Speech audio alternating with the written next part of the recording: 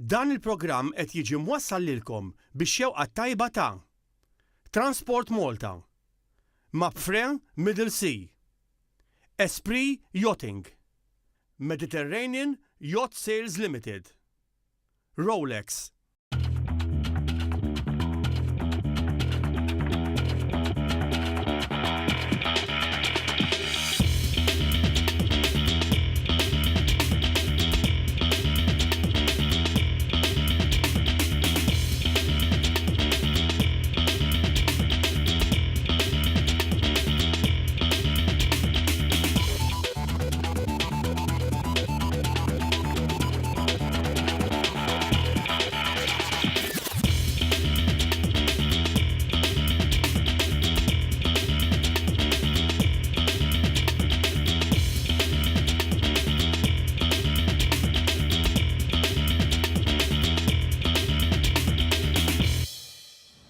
Bħal kull klabb ieħor Royal Malta Yacht Club għandhom sailing school tagħhom.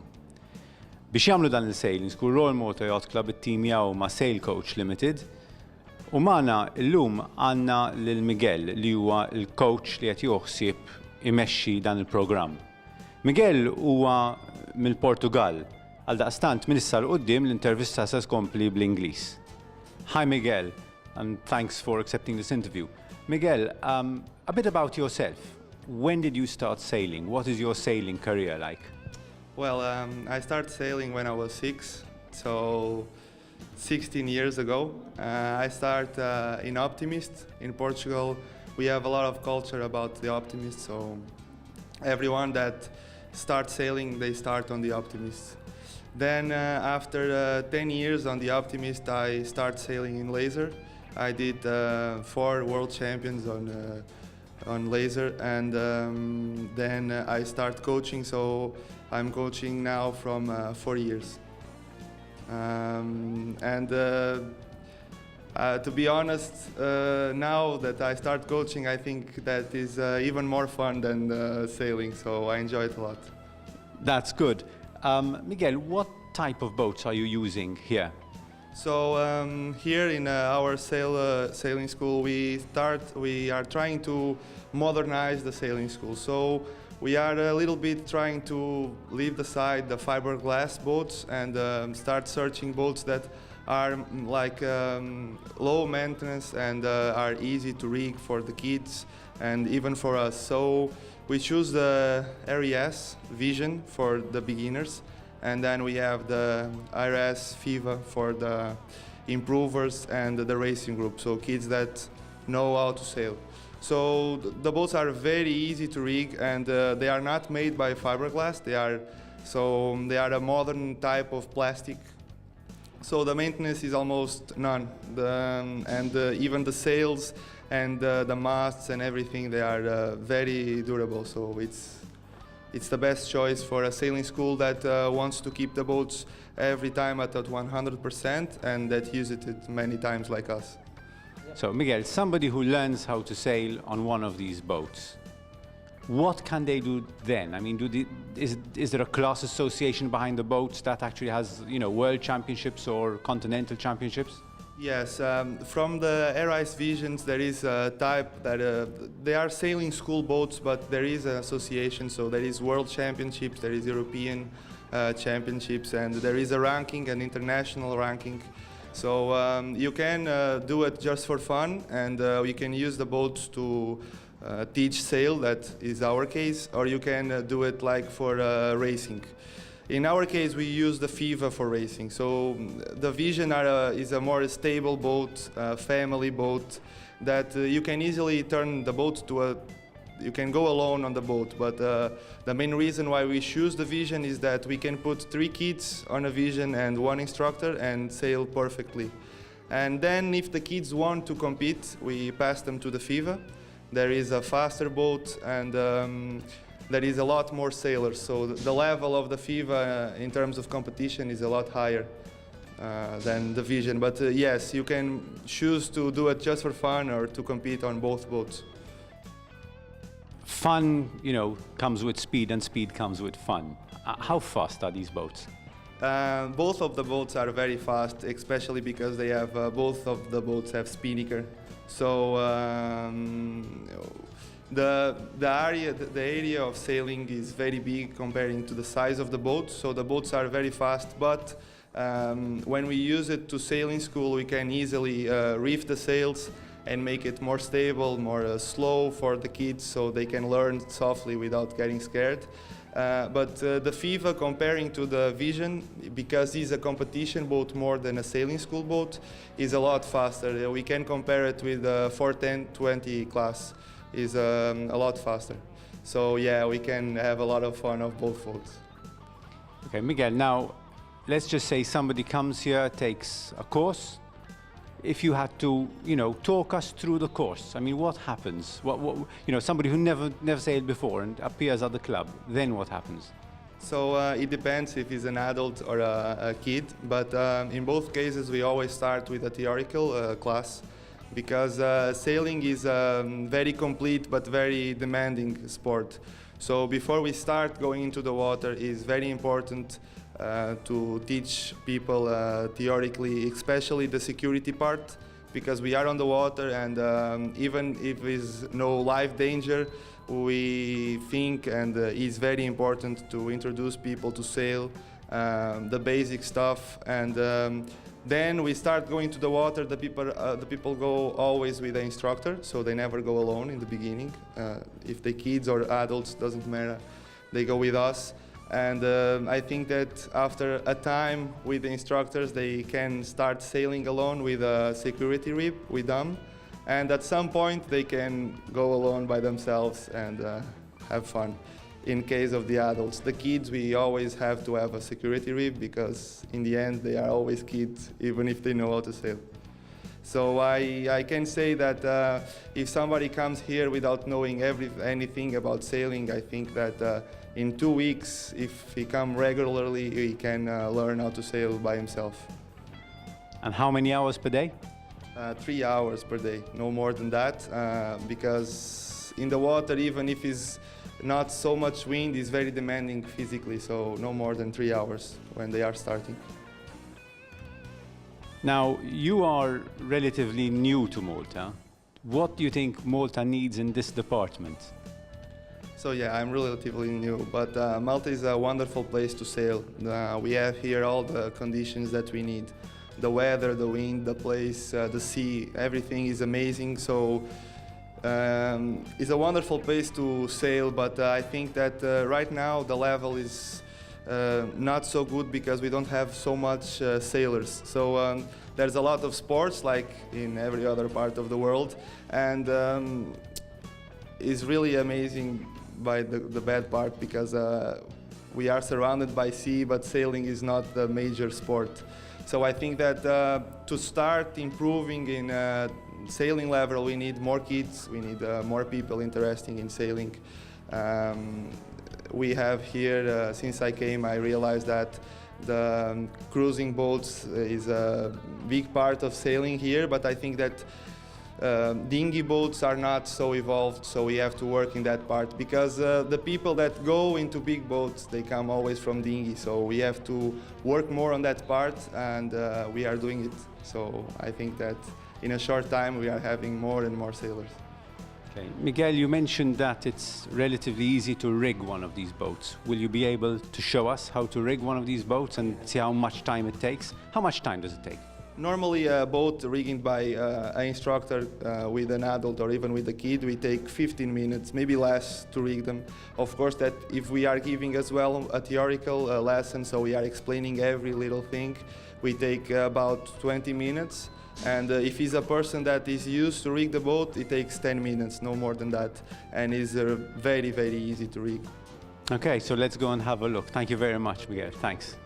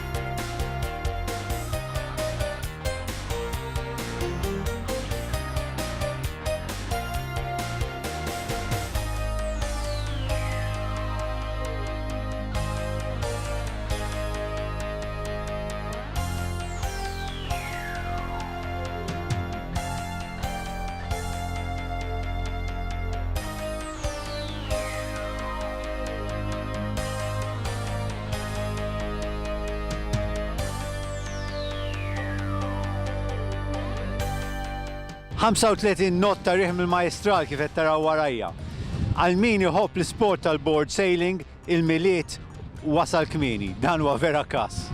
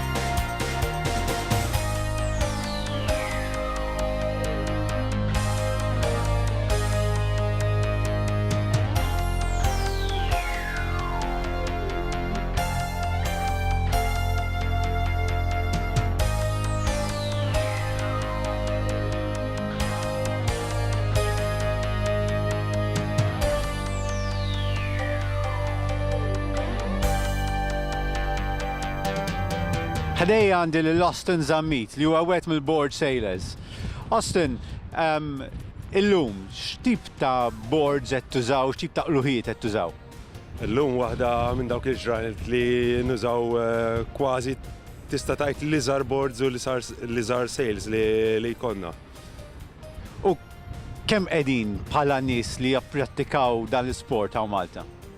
Bħala numru ma tantx qegħdin ħafna. Però qed jiżdiedu qed narhom bil-mod il-mod. Issa għada ġurnata li wkoll u pitata wkoll. Tkunu hawn, tkunu x'imkien ieħor? Fimni nkunu hawnhekk bħala postijiet wieħed mill-aħjar postijiet kif tista' tara bħala mewġ hekk. Però l-unika żvantaġġ li hawnhekk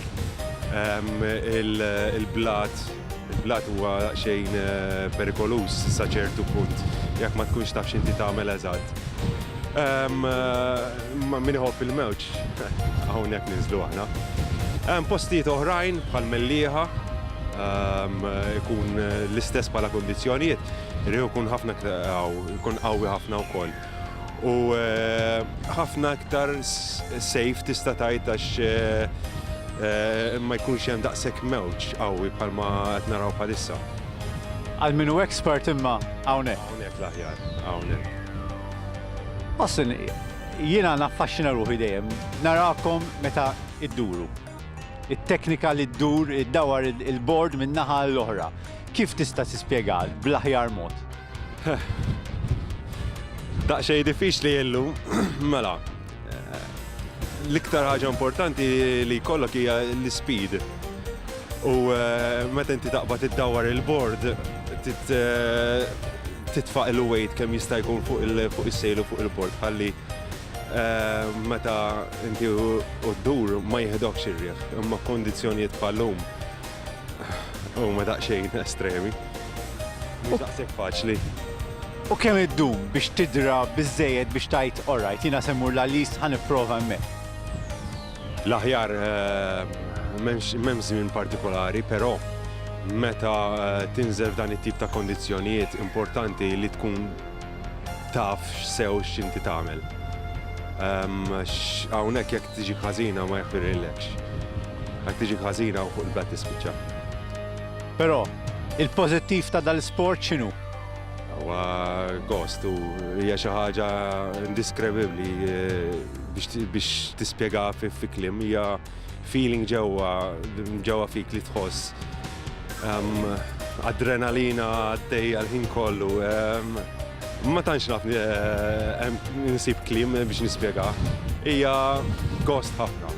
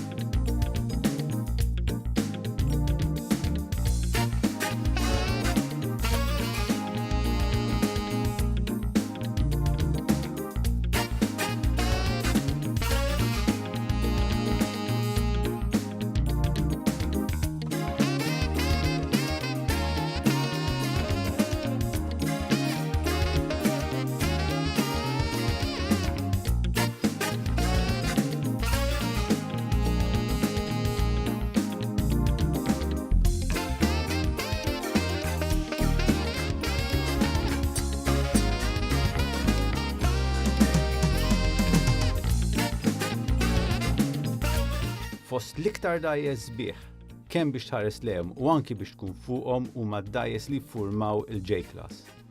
Dajes twal ta' bejn il-119 u l-135 piet, dojo li tellaw veloċità sostanzjali u barra minn hekk kienu mbnew mar-regola tal-America's Cup ta' bejn l-1914 u l-1937.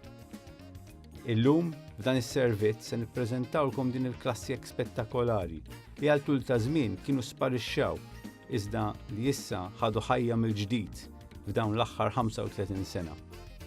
Proġett li nbena minn Gerard Diskra, perit navali mill-Olanda li ġie mitlub iħares lejn il-klassi J-Boats li kien fadal uħud minnhom abbandonati kif ukoll lejn id-disinji tagħhom. Wara ħafna konsiderazzjoni u passjoni biex jerġa' jagħti l-ħajja lil din il-klassi, huwa sab mezz kif id-dajes oriġinali mibnin mill-injam jistgħu jtelqu kontra d-dajes tal-istess klassi mibnin illum mill-aluminium. Inħadmet formula fejn id-dajes tal-injam setgħu jikkompetu ferm mad-dajes tal-binja l-ġdida. Irridu ngħidu li dawn id-dajes huma ta' lussu kbir. Minn barra għandhom eleganza li rari tara bħala u l-lussu ta' ġewwa huwa infinit. Ir-regola tal-klassi hija li d-dajes minn ġewwa jridu jkunu armati bl-istess mod li kienu oriġinarjament, jiġifieri dawn itelqu b'dan l-lussu kollu. Illum dawn id-dajes jintaqgħu diversi drabi matul is-sena f'postijiet fil-Karibew, Palma di Majorka, Sardenja u Marsilja biex jgħaddu ġimgħa jtelqu kontra xulxin. Illum se nagħtu ħarsa lejn l-erba' minn daw id-dajes li kollha kemm huma għandhom storja interessanti li tisfresh matul iż-żmien. Shamrock kienet oriġinarjament mibnija minn Sir Thomas Lipton. Shamrock kienet mibnija fl-1930 biex tikkontesta l-America's Cup. Trofew, però, li qatt ma rebħet. Shamrock ikollha kemm tal-injam. Matul iż-żmien Shamrock rat xi tibdiliet, arblu ġdid, tmul ġdid u tibdil fil-qoxra fost l-oħrajn. Endeavour hija dajsa oħra, dajsa li kienet mibnija wkoll biex tikkuntesta l-America's Cup fl-1934. Rebħet bosta tliela, iżda hi wkoll qatt ma rebħet l-America's Cup. Wara l-Gwerra Dinjija, Endeavour għaddiet minn italit u mhux dejjem għall-aħjar. Kollox għandu d-destin tiegħu fil-ħajja. Mhux darba jew tnejn li kienet se tiġi skrappjata biskop biex il-materjal tagħha jiġi minbjuħ għal finijiet oħra. Fost l-ar fl-1947 din inbigħat lill-proprjetarju ta' scrapyard, iżda ftit sigħat qabel ma kellu jibda x-xogħol ta' diżarmar din ġiet salvata minn proprjetarju ġdid. Fl-1970 Endeavour għerqet u wara xi żmien iż-żewġ mastrudaxxi xtrawha għal 10 liri sterlini.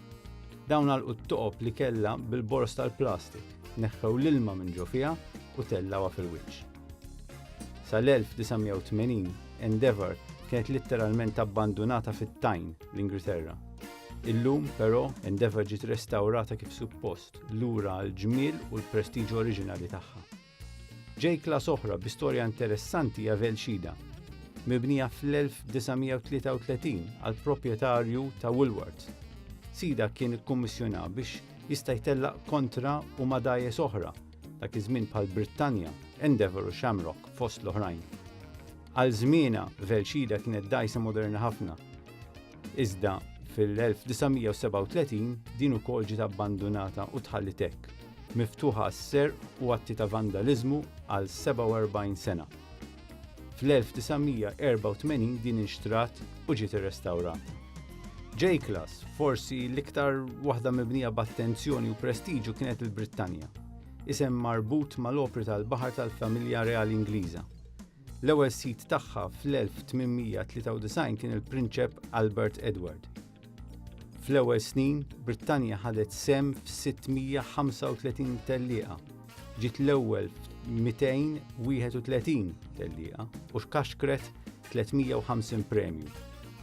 Kienet mibnija b'mod tajjeb, kienet ħafifa iżda soda. Mal-mewt tal-Prinċep din għaddiet lit-tifel tiegħu, ir-Re George, li baqa' jtellaq biha, bidlilha l-arblu għal wieħed iktar modern u kien żamma bħala l-aħjar J-Class boat li qatt inbniet. Brittanja però spiċċat mar-Re u mal-mewt tiegħu mietet hi wkoll. Dan għaliex it-testament tar-re stabbilixxa li l-arblu u l-fittings tal-Brittanja kellhom jinqalgħu u hi kellha tiġi merqa. Destroyer Ingliż ħareġ il-Brittanja f'Baħar Pont, poġġew l-Irlanda tal-Fjuri fuqha u werquha. Però forsi qatt nerġgħu naraw ġejla sopra bl-isem Brittanja. Fl-1984 beda proġett fejn qiegħda tinbena replika tal-Brittanja. Il-qoxra nbniet ir-Russja u issa tinsab l-Ingilterra wara pawża minħabba nuqqas ta' flus. Issa qiegħda fil-fażi kemm xejn finali u jekk ikollha l-approvazzjoni tal-familja reali din terġa' tingħata l-isem Brittanja. Din id-dajsa tisservi biex jinġabru fondi għall-karità, għall-veterani tal-gwerra, għaż-żgħażagħ li jsofru minn disabilitajiet u għall-edukazzjoni fil-kamp marittimu. Dan tal-aħħar fil-fatt diġà qiegħed isir għaliex kulħadd imstruit u hemm għandu apprentice miegħu li s'issa d-dinja ma tantx. Irridu ngħidu wkoll li bosta minn dawk wara dan il-pjan huma kollha volunteer. Meta titlesta, speċjalment jekk verament tingħadda l-isem Brittanja, din se sservi bħala flagship Ingliża tal-karità. Fuq nota pożittiva nisperaw li ħaddu gost u ammirajtu l-ġmiel ta' dawn id-dajjes b'kull aspett. Kemm waqt li kienu qegħdin telqu, kemm fil-ġmiel totali